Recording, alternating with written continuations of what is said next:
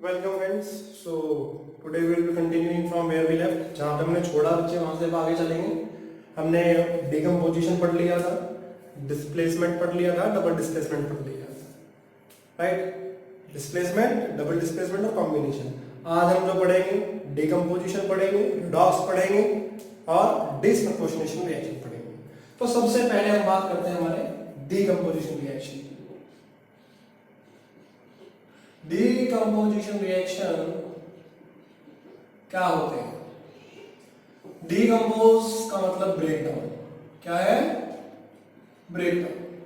So break down of a compound, break down of a compound into two और more substance, into two और more substance. एक जो आपके पास compound है वो दो या दो से ज्यादा सब्सटेंस बना लेगा टूटकर, उसे हम डिकम्पोजिशन रिएक्शन कहते हैं। अब डिकम्पोजिशन रिएक्शन देखा जाए तो डिकम्पोजिशन हमारे पास तीन किस्म का है। पहला थर्मल डिकम्पोजिशन,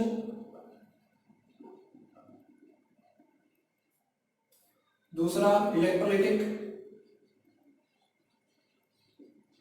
और तीसरा फोटोकेमिकल। ठीक है बच्चे, तो हमारे पास तीन किस्म के डिकम्पोजिशन होती है। तो डिकम्पोजिशन में क्या होगा, हमारे पास एक कंपाउंड है वो टूट कर क्या बना लेगा, दो या दो से ज्यादा कंपाउंड्स आपके बना लेगा। तो सबसे पहले हम थर्मल डिकम्पोजिशन की बात करेंगे, फिर इलेक्ट्रोलाइटिक की करेंगे, फिर फोटोकेमिकल की करेंगे। तो सबसे पहले थर्मल डिकम्पोजिशन मतलब वो डिकम्पोजिशन में हम हीट कर तोड़ रहे हैं। We are supplying heat and we are decomposing heat. ठीक है बच्चे, तो कई सारी चीजें हैं इसके अंदर, कुछ साथ में ऑब्जर्वेशंस भी पढ़ेंगे हम जो कि बहुत इंपॉर्टेंट है, राइट। तो थर्मल डिकम्पोजिशन में we are breaking the substance, breaking of a compound by heating. गरम कर तोड़ दिया, थर्मल डिकम्पोजिशन। अब ये देखिए, जैसे कि सबसे पहले हमारे पास याद रखना बच्चे, 12th का काम वाली चीजें सारी जितने भी रिएक्शंस हैं यहाँ पे, तो हमारे पास एक्टिविटी सीरीज ले लेते हैं और उसके हिसाब से हम डिकम्पोजिशन रिएक्शन को देखते हैं। एक फ्लो चार्ट टाइप में बनाते हैं, उसमें हम देखेंगे हमारे जो कार्बोनेट्स हैं, नाइट्रेट्स हैं, फिर क्या कहते हैं हमारी हाइड्रोक्साइड्स हैं। So potassium, sodium, calcium, magnesium, aluminium,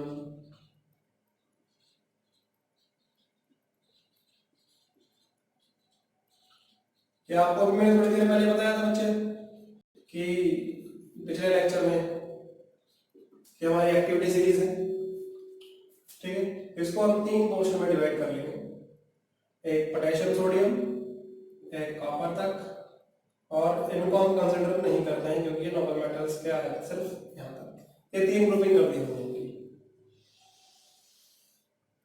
ठीक है बच्चे, अब सबसे पहले जो हमारे पास हम बात करते हैं इनके मेटल नाइट्रेट्स। हम कॉलम बना लेते हैं,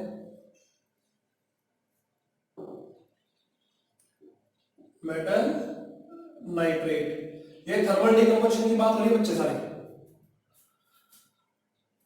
फिर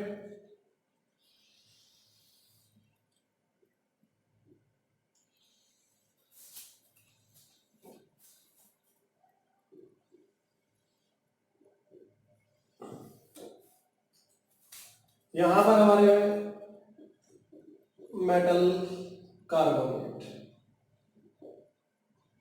और ये हमारी मेटल की हाइड्रोक्साइड्स।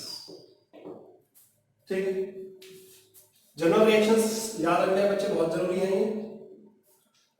अब पोटेशियम और सोडियम के अगर नाइट्रेट को अगर हीट करेंगे, इनके नाइट्रेट को अगर हीट करेंगे तो क्या मिलेगा, मेटल नाइट्राइट मिलेगी प्लस ऑक्सीजन मिलेगा। ठीक है, एग्जांपल देख लो, जैसे KNO3 है, इसको अगर हीट करेंगे तो KNO2 प्लस O2। क्वेश्चन पूछ लेते हैं, name the metal nitrate which on decomposition give only oxygen as the gaseous product। मतलब कौन सा ऐसा मेटल नाइट्रेट है जिसको हम हीट करेंगे और वो सिर्फ oxygen as a gaseous product देगा। तो पोटेशियम और सोडियम के नाइट्रेट को अगर हम हीट करेंगे तो वो ओनली ऑक्सीजन देगा, metal nitrate plus oxygen. Sodium होगा तो एन लगा देंगे। ठीक है बच्चे, फिर अगर हम यहां से इनके नाइट्रेट को हीट करेंगे कैल्शियम से कॉपर तक के, तो ये क्या देंगे, मेटल ऑक्साइड, नाइट्रोजन डाइऑक्साइड और ऑक्सीजन देंगे। ठीक है बच्चे, क्या देंगे, मेटल ऑक्साइड, नाइट्रोजन डाइऑक्साइड और ऑक्सीजन। जैसे कि हम ले लेते हैं कॉपर का नाइट्रेट CuNO3 ट्वाइस, इसको हीट करेंगे, कॉपर की ऑक्साइड, नाइट्रोजन डाइऑक्साइड और ऑक्सीजन। फॉर्मूले की चार्ज टेबल के हिसाब से है, कॉपर ऑक्साइड का कलर याद रखना है बच्चे, ब्लैक कलर की होती है। नाइट्रोजन डाइऑक्साइड जो होती है हमारी रेडिश ब्राउन होती है, कलर पूछ लेते हैं गैसेस का। और ऑक्सीजन हमारी कलरलेस होती है। ठीक है, फिर अगर हमारे पास लेड नाइट्रेट होता PbNO3 ट्वाइस, इसको अगर हीट करते तो लेड की ऑक्साइड आता, NO2 आती और ऑक्सीजन आता, क्योंकि यहीं से इसके बीच में ही है। लेड ऑक्साइड जो होती है इसका कलर याद रखना है बच्चे, लेड ऑक्साइड, इसको हम लिथार्ज भी कहते हैं। ब्राउन व्हेन हॉट, जब गर्म होगी तो कैसी होगी, ब्राउन कलर की होगी। और yellow when cold, yellow when जब ठंडी होगी तो येलो कलर का। तो हॉट होगी तो यहाँ पे ब्राउन कलर, ठंडी हो जाएगी तो येलो कलर की ऑक्साइड आ जाएगी ऑब्जर्वेशन में, ये रेडिश ब्राउन हो जाएगा। फिर जिंक नाइट्रेट, जिंक नाइट्रेट को अगर आप हीट करेंगे से जिंक की ऑक्साइड आएगी, नाइट्रोजन डाइऑक्साइड आएगी और ऑक्सीजन आएगी। जिंक ऑक्साइड कैसी होती है,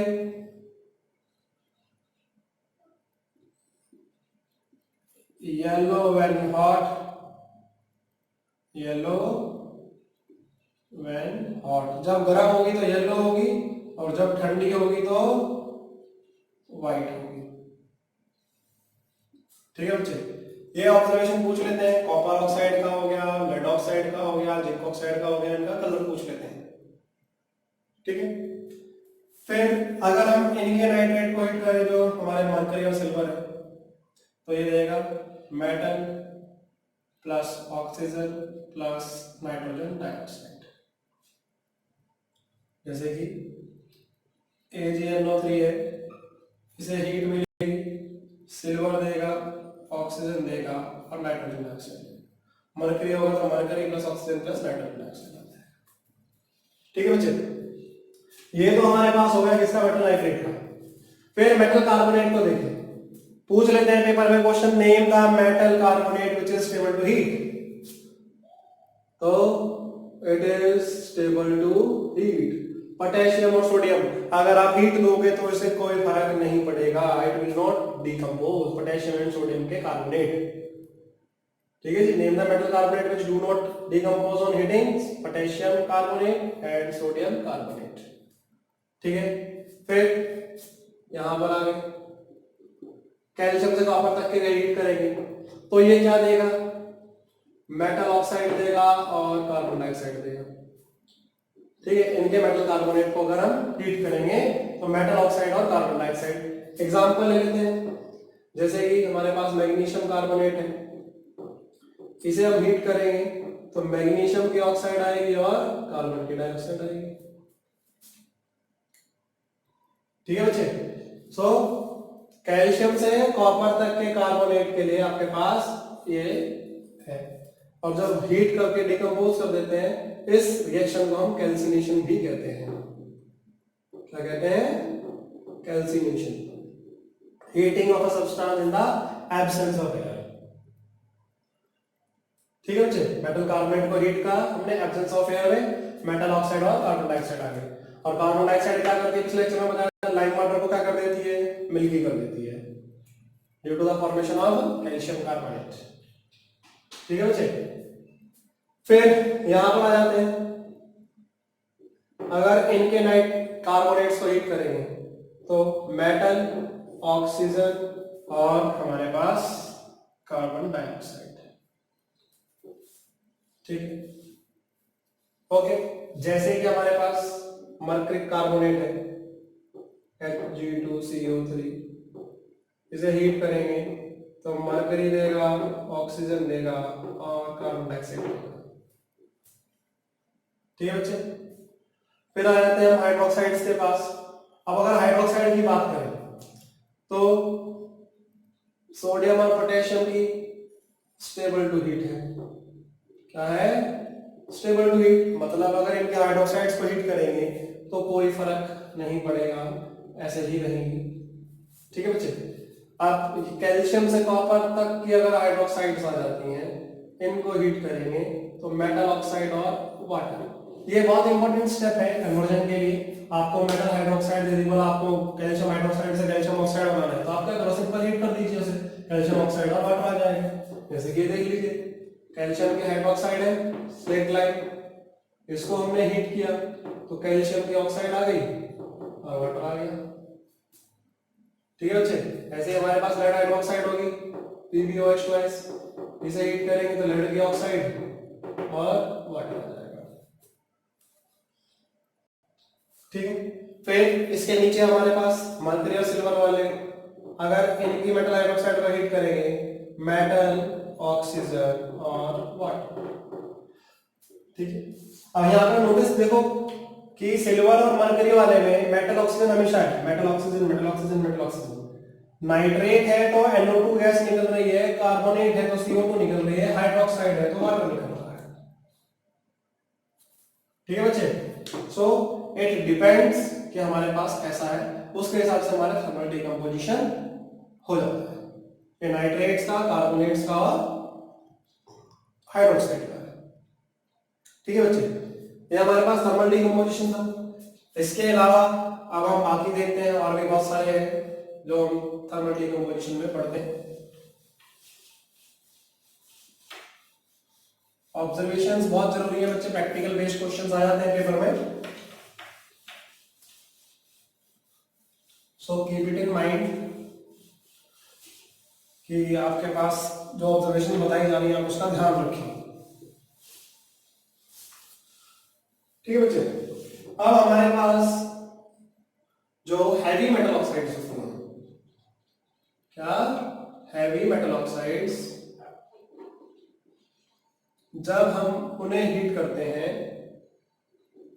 क्या करेंगे, heat, it decomposes to give metal and oxygen, right. जैसे कि आपके पास मर्करिक ऑक्साइड है, मर्करिक ऑक्साइड को अगर आप हीट करोगे तो आपको मर्करी प्लस ऑक्सीजन मिल जाएगा। ऐसे आपके पास सिल्वर की ऑक्साइड है तो आपको क्या मिल जाएगा, सिल्वर और ऑक्सीजन मिल जाएगा। ठीक है बच्चे, सो ये हमारे पास क्या है, मेटल ऑक्साइड्स को हीट कर रहे हैं। फिर कुछ हमारे और जो मिक्स्ड ऑक्साइड्स होती हैं, अगर हम उसे हीट करते हैं, जैसे कि हमारे पास रेड लेड है Pb3O4, इसको हम रेड लेड कहते हैं, या ये सिंदूर होता है, सब हिंदी में सिंदूर कहते हैं। इसे हीट करेंगे तो ये PbO प्लस O2 दे देगा। क्या दे देगा, PbO प्लस O2। ठीक है बच्चे, फिर अगर हमारे पास मैंगनीज की डाइऑक्साइड आ जाती है Mn3O4, उसे भी हीट करेंगे तो हमारे पास MnO प्लस O2 दे देगा। सो ये हमारी मेटल ऑक्साइड्स के ऊपर डिपेंड करता है। फिर बच्चे कि हमारे पास कुछ सॉल्ट्स हैं जो कि हीट करने पर डिकम्पोज कर जाते हैं, वेरी इंपॉर्टेंट। जैसे कि हम अमोनियम के सॉल्ट्स की बात कर लेते हैं, कुछ अलग अलग अमोनियम सॉल्ट्स हैं। जैसे कि अगर अमोनियम क्लोराइड है हमारे पास, दिस इज अमोनियम क्लोराइड। अब अमोनियम क्लोराइड है, अगर हम इसे हीट करेंगे तो ये अमोनिया प्लस HCl देगा। ठीक है बच्चे, क्या देगा? अमोनिया और HCl। अगर मैं अमोनियम नाइट्राइड को हीट करूं, किसे? अमोनियम नाइट्राइड, तो ये क्या देगा? नाइट्रोजन और वाटर दे देगा। ठीक है। अगर मैं अमोनियम नाइट्रेट को हीट करूं तो वो N2O प्लस वाटर देगा। ये हमारे पास निट्रस ऑक्साइड है, इसको हम लाफिंग गैस भी कहते हैं। लाफिंग गैस जो हंसाने का काम करती है। ठीक है बच्चे, तो फिर अगर हम अमोनिया को हीट कर देते हैं तो नाइट्रोजन और हाइड्रोजन देगा। क्या देगा? नाइट्रोजन और हाइड्रोजन। तो ये हमारे कुछ क्या है? अमोनिया के जैसे सॉल्ट्स हैं। फिर एक बहुत इंपॉर्टेंट रिएक्शन आता है अमोनियम के सॉल्ट में, अमोनियम डाइक्रोमेट। तो अगर हम अमोनियम डाइक्रोमेट को हीट करेंगे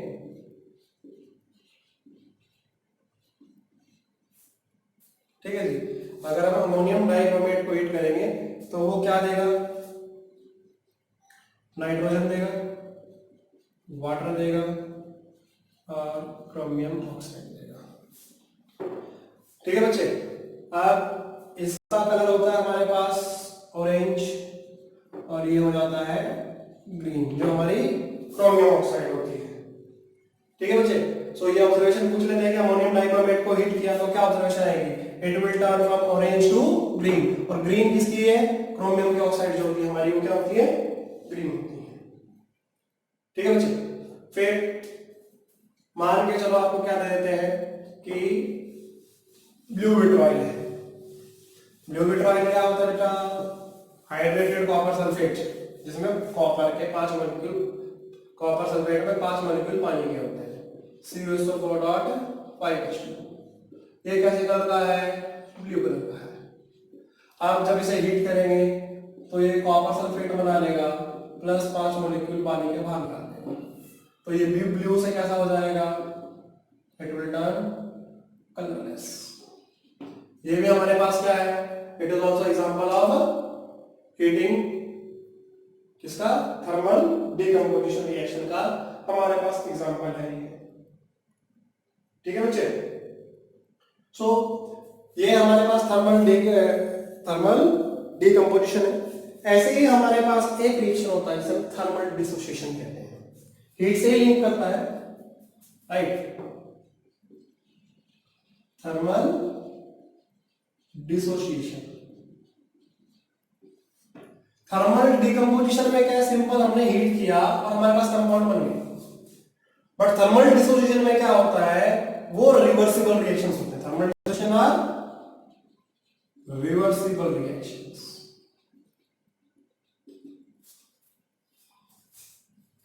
ठीक है, जैसे N2 प्लस H2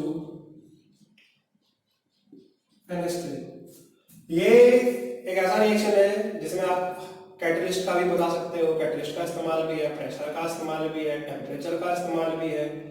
ठीक है, नाइट्रोजन हमारी गैस होती है, हाइड्रोजन भी हमारी गैस होती है, अमोनिया भी हमारी गैस होती है। इसमें आयरन एज अ कैटलिस्ट का काम करता है। ठीक है, मॉलिब्डेनम जो होता है ये प्रमोटर का काम करता है, कैटलिस्ट की एक्टिविटी को बढ़ाता है। 200 atm का प्रेशर लगता है और 450 डिग्री सेल्सियस का टेम्परेचर। ठीक है बच्चे, और हीट बाहर निकलती है, तो एक्सोथर्मिक रिएक्शन भी होता है। क्या होता है? एक्सोथर्मिक भी।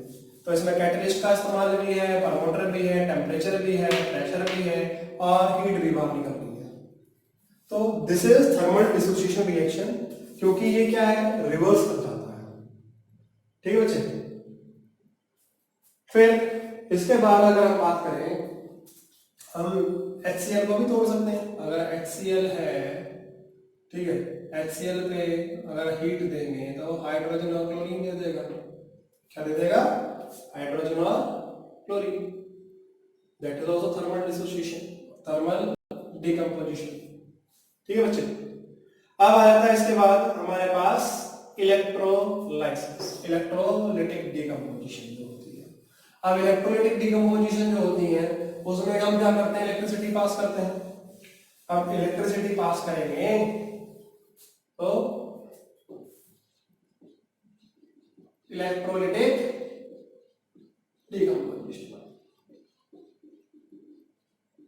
तो इलेक्ट्रोलाइटिक डिकम्पोजिशन में हमारे पास क्या है, जैसे कि electrolysis of water, electrolysis of water, पानी के अंदर बिजली डाल दी।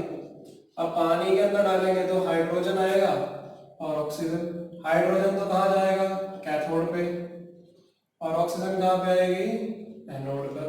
इलेक्ट्रोड्स होते हैं बेटा, ये क्या होते हैं, इलेक्ट्रोड्स होते हैं। जब इलेक्ट्रोलाइसिस करते हैं तो हाइड्रोजन तो कैथोड पे जाती है और ऑक्सीजन एनोड पे जाती है। कैथोड क्या होता है, नेगेटिव चार्ज होता है, एनोड क्या होता है, पॉजिटिव चार्ज होता है। ठीक है बच्चे। फिर इलेक्ट्रोलाइसिस कर देते हैं हम सोडियम क्लोराइड की, electrolysis of molten sodium chloride. अब हमने सोडियम क्लोराइड पिघला के उसमें हम इलेक्ट्रोलाइसिस कर रहे हैं। जब इलेक्ट्रोलाइसिस करेंगे तो हमारे पास क्या होगा, NaCl है, हमारे पास सोडियम आएगा और क्लोरीन आएगी। सोडियम तो हमारे पास कैथोड पे आएगा और क्लोरीन हमारी एनोड पे आएगी। मेटल हमेशा कैथोड पे जाता है और नॉन मेटल हमेशा एनोड पे जाता है। कैथोड में सिर्फ दो आ सकते हैं, या तो मेटल आ सकता है या हाइड्रोजन आ सकता है। ठीक है, कैथोड के ऊपर। ठीक है बच्चे। फिर उसके बाद हमारे पास क्या आता है, फोटोकेमिकल डिकम्पोजिशन। अब फोटोकेमिकल डिकम्पोजिशन में क्या होगा, सनलाइट का इस्तेमाल किया जाएगा। अब सनलाइट का इस्तेमाल करेंगे तो photochemical decomposition.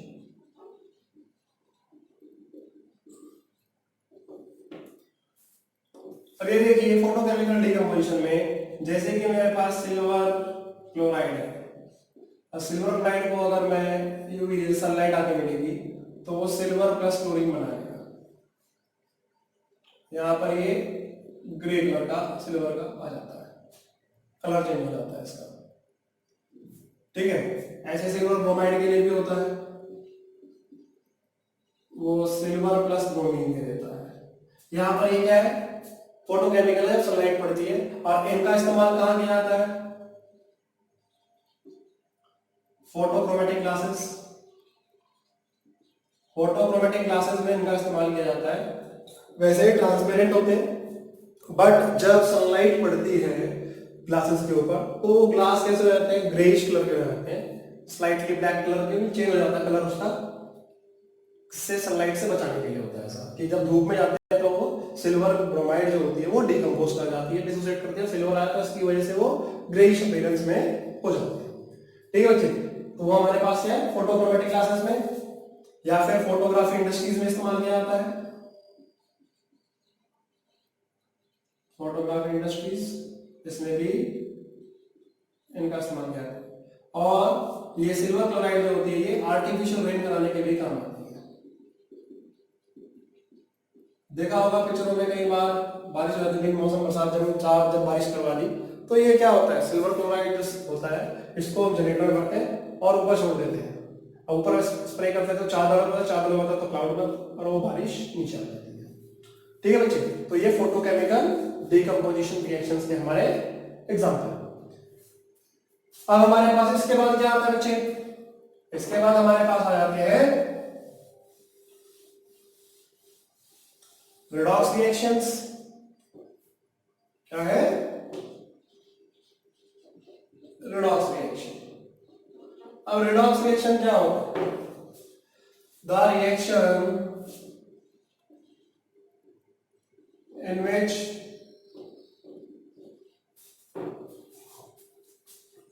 There is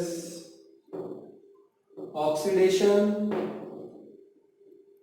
as well as reduction. वो रिएक्शन जिसके अंदर ऑक्सीडेशन भी होगी और रिडक्शन भी होगी, उसको हम क्या कहते हैं? रिडॉक्स रिएक्शन कहते हैं। तो पहले हम बात करते हैं ऑक्सीडेशन और रिडक्शन होता क्या है।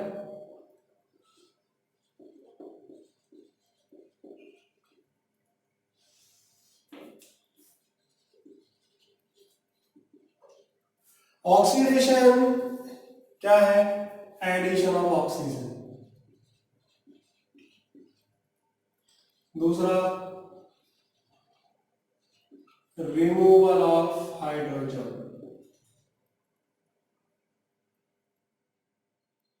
तीसरा, लॉस ऑफ इलेक्ट्रॉन।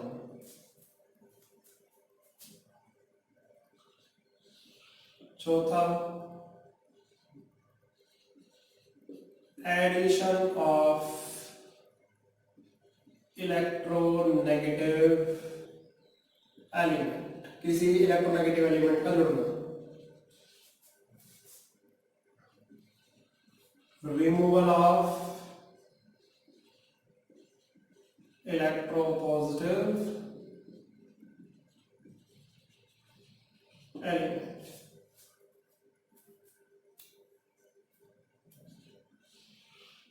छठा, increase in the oxidation state, oxidation state का बढ़ जाना। रिडक्शन कैसा उल्टा है? Vice versa. यहां पे क्या आ जाएगा? Removal of O2। यहां क्या आ जाएगा?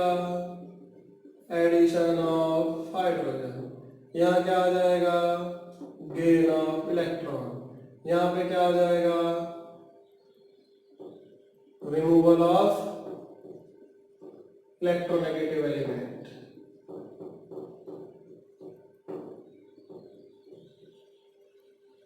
यहां पर क्या आ जाएगा? Addition of electropositive element. और यहां पर क्या आएगा?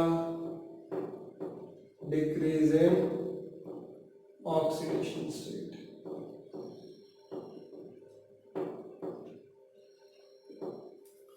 ठीक है बच्चे, इसके हिसाब से ये हमारे पास 6 पैरामीटर है जिससे हम क्या बता सकते हैं?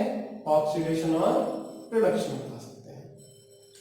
ठीक है, अब जब रिडॉक्स रिएक्शन होगा तो उसमें दोनों चीजें एक साथ होंगी, तो एक का ऑक्सीडेशन होगा और दूसरे का क्या होगा? रिडक्शन होगा। ठीक है बच्चे, अब जिसका ऑक्सीडेशन होता है, जिसका ऑक्सीडेशन होगा वो किसकी तरह एक्ट करता है? रिड्यूसिंग एजेंट की तरह। ठीक है, इसका खुद का ऑक्सीडेशन होगा। द एलिमेंट और compound which itself undergoes oxidation is a reducing agent. ठीक है जी, the element whose oxidation takes place। इस रिड्यूसिंग एजेंट क्या है? जो दूसरों का रिडक्शन करने वाला है, बट उसका खुद का क्या होता है? ऑक्सीडेशन होता है। ठीक है, और metal are good reducing agent. Metal are good reducing agent.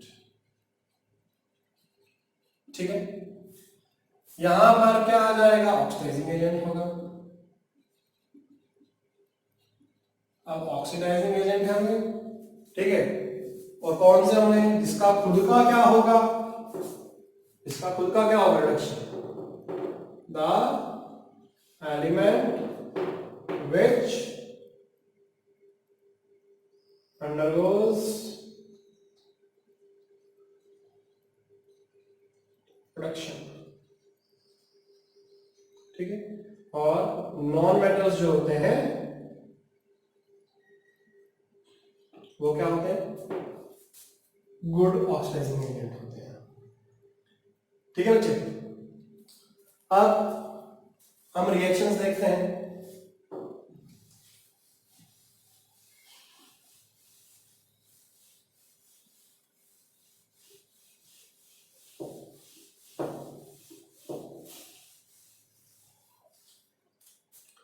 अब ये देखिए, हमारे पास कॉपर ऑक्साइड प्लस हाइड्रोजन है, ठीक है। तो हाइड्रोजन कॉपर से ऊपर है, डिस्प्लेस करेगा किसको, कॉपर को। तो आपके पास क्या आ जाएगा, कॉपर प्लस वाटर, ठीक है। तो इसमें से देखिए इसका क्या हुआ, कॉपर निकल गया, मीन्स कॉपर में से ऑक्सीजन निकल गई कॉपर ऑक्साइड में से, और इसमें ऑक्सीजन आकर जुड़ गई, ठीक है बच्चे। तो यहां पर हाइड्रोजन क्या है, रिड्यूसिंग एजेंट है। हाइड्रोजन क्या है, रिड्यूसिंग एजेंट है, ठीक है। तो हाइड्रोजन की यहां पर क्या हुई है, ऑक्सीडेशन, और यहां पर कॉपर ऑक्साइड की क्या हुई है, रिडक्शन, ठीक है बच्चे। तो एक तो ये हो गया। इसको अगर मैं इलेक्ट्रॉनिक टर्म्स में लिखूं तो कॉपर ऑक्साइड से कॉपर बना है, तो कॉपर ऑक्साइड में कॉपर का फॉर्मूला क्या हो गया, चार्ज Cu2 पॉजिटिव। अब यहां से क्या बन गया, Cu बन गया। अब कोई एलिमेंटल स्टेट में आता है तो क्या उसके ऊपर कोई चार्ज नहीं होता, वो जीरो होता है, तो Cu2 पॉजिटिव। अब इसका रिडक्शन हुआ, जितना इसका चार्ज उतना उसने इलेक्ट्रॉन गेन किए, Cu2 पॉजिटिव ने 2 इलेक्ट्रॉन गेन किए, Cu आ गया, ठीक है। रिडक्शन होता है तो गेन ऑफ इलेक्ट्रॉन है, सिंपल से याद रखना है। अगर एलिमेंटल फॉर्म में आया तो यहाँ 2 से क्या हुआ है, ये 0 हुआ है, कितना चाहिए 2, तो जितना यहाँ पर क्या होगा, डिक्रीज हुआ ऑक्सीडेशन नंबर में, उतने इलेक्ट्रॉन लगा देंगे प्लस करके। रिडक्शन क्या होता है, गेन ऑफ इलेक्ट्रॉन बताया, ठीक है, RIG से याद रखो। और ऑक्सीडेशन क्या होता है, OIL से याद रखो, ऑक्सीडेशन इज लॉस, ठीक है। ओके बच्चे, तो ये आपके पास है।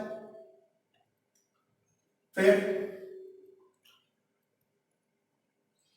जैसे आपको दे दिया SN2 पॉजिटिव से SN4 पॉजिटिव बन गया। अब पूछ लिया आपसे कि ऑक्सीडेशन होगी, रिडक्शन। अब ये देखिए +2 से +4 हो गया, सीधा बढ़ रही है तो ऑक्सीडेशन हो गई। अब जितने की ऑक्सीडेशन हुई है उतने इलेक्ट्रॉन माइनस कर दो, तो कितने की हुई है, 2 की ऑक्सीडेशन हुई है, -2 इलेक्ट्रॉन, ठीक है। फिर सपोज Fe3 पॉजिटिव से आपको Fe दे दिया, यहां से +3 से 0 हो गई। अब कितनी घटी है, 3, जितनी घटी है उतने इलेक्ट्रॉन प्लस कर दो, 3 इलेक्ट्रॉन। इलेक्ट्रॉनिक टर्म्स में हमारा ये क्या है, रिडक्शन, ये क्या ऑक्सीडेशन, ये क्या है, रिडक्शन है, ठीक है बच्चे। तो जो हमारे पास रिएक्शन जिसमें ऑक्सीडेशन और रिडक्शन दोनों होती है उसको हम क्या कहते हैं, रिडॉक्स रिएक्शन कहते हैं, राइट। अब सपोज लेड ऑक्साइड के अंदर हम कार्बन डाल देते हैं, कार्बन रिड्यूसिंग एजेंट है, क्या करेगा, ऑक्सीजन को बाहर निकाल लेगा, तो metal plus carbon monoxide. Simple याद रखो, मेटल ऑक्साइड के साथ अगर हम कोक को डालेंगे तो मेटल प्लस CO बनेगा।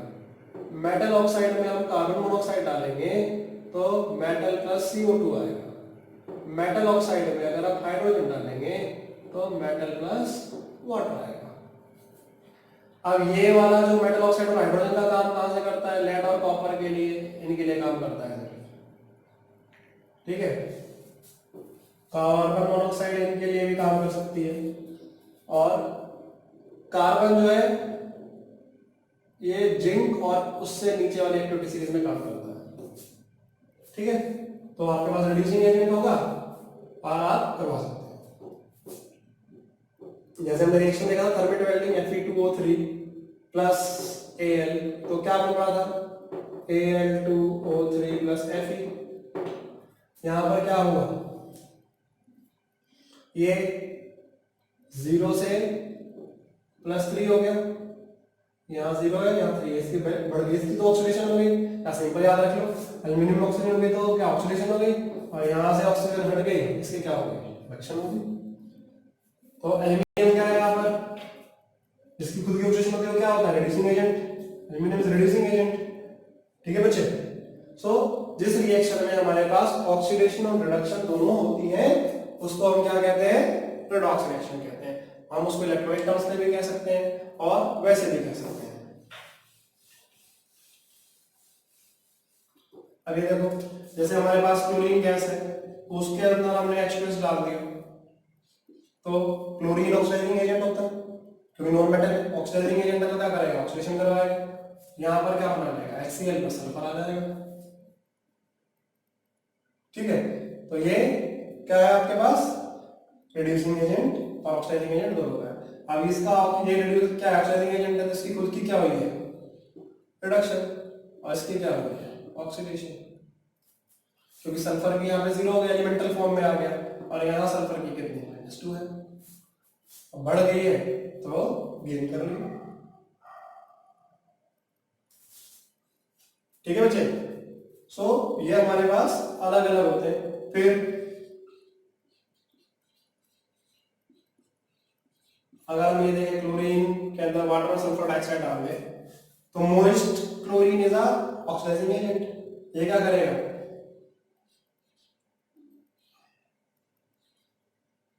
HCl और H2SO4 बना लेगा। ठीक है बच्चे, तो यहां पे भी वो क्या कर रहा है, ऑक्सीडेशन का काम कर रहा है। ठीक है, तो इस तरीके से हम बहुत सारे रिएक्शंस को लिख सकते हैं रेडॉक्स रिएक्शन के अंदर, आयनिक फॉर्म में भी लिख सकते हैं और सिंपल भी लिख सकते हैं। ठीक है बच्चे, फिर इसके बाद हमारे पास जो आता है दैट इज डिसप्रपोर्शनेशन रिएक्शन।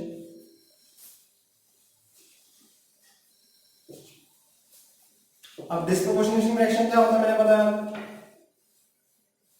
कि वो रिएक्शंस होते हैं जिसके अंदर एक ही एलिमेंट की ऑक्सीडेशन होती है और एक ही एलिमेंट की रिडक्शन होती है।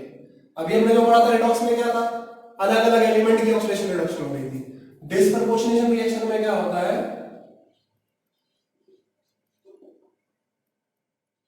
डिसप्रपोर्शनेशन रिएक्शन में हमारे पास क्या होगा, a single element undergoes oxidation as well as reduction। एक ही एलिमेंट ऑक्सीडेशन और रिडक्शन करेगा। ठीक है, जैसे कि देखिए फास्फोरस के अंदर हमने NaOH डाला वाटर की प्रेजेंस में, तो ये सोडियम हाइपोफॉस्फाइड और फॉस्फीन बना लेता है। PH3 हमारे पास फॉस्फीन है, पॉइजनस गैस होती है, और ये हमारा सोडियम हाइपोफॉस्फाइड।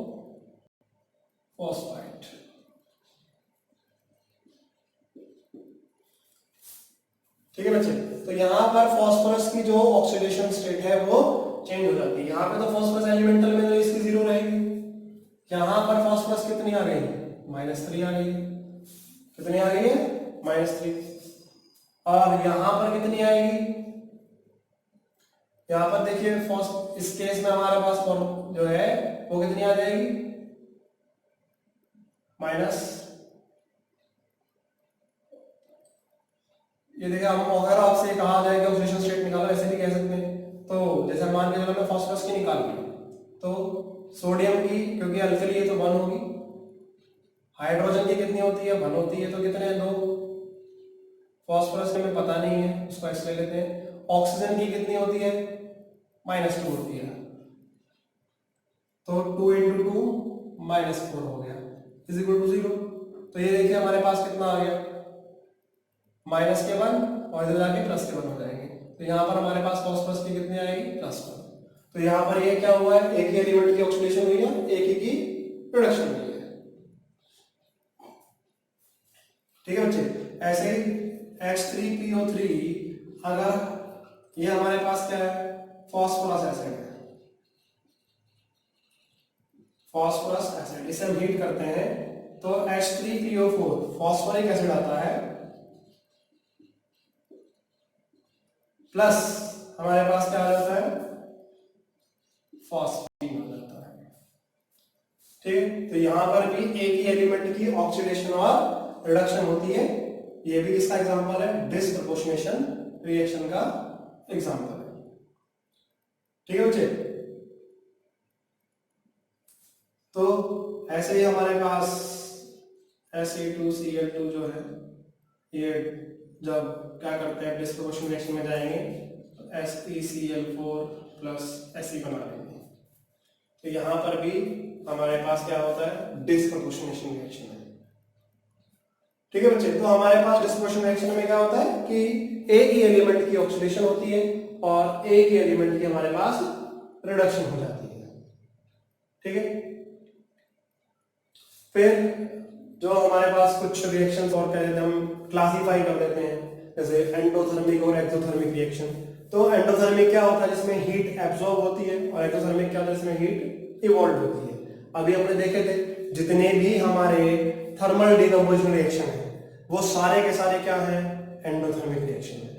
और जितने भी ज्यादा हमारे कॉम्बिनेशन रिएक्शन होते हैं वो सारे के सारे क्या होते हैं, एक्सोथर्मिक होते हैं। ठीक है, थर्मल डिकम्पोजिशन एंडोथर्मिक है, और जो आपके पास कॉम्बिनेशन रिएक्शन है वो आपके एक्सोथर्मिक है। थर्मल डिकम्पोजिशन और एंडोथर्मिक इन नेचर। ठीक है बच्चे, तो इस तरह से हम रिएक्शंस जो होते हैं वो क्लासिफाई कर सकते हैं अलग अलग कैटेगरी के अंदर। So that's all for the chapter. In the next lecture we will be starting with a new topic. Thank you for watching.